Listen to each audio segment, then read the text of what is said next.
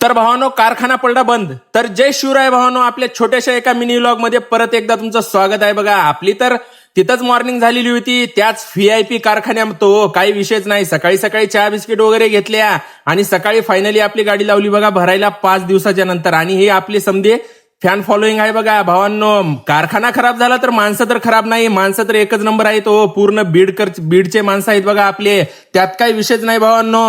मग काय फायनली गाडी वगैरे भरली भावांनो. गाडी वगैरे भरल्याच्या नंतर 5 दिवसाच्या नंतर भरल्यावर तर गाडी बांधायला तर उल्हास येणारच आहे भावांनो. एकच नंबर मध्ये आपण गाडी वगैरे बांधली. आणि तुम्ही पण कमेंटमध्ये सांगा गाडी बांधणं आपल्याला जमलं का नाही जमलं ते भावांनो.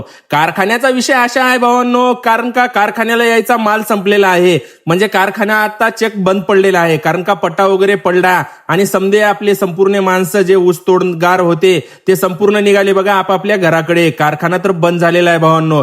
तर अशा छोट्याशा मिनी व्लॉग मध्ये भेटू भावांनो उद्याच्याला.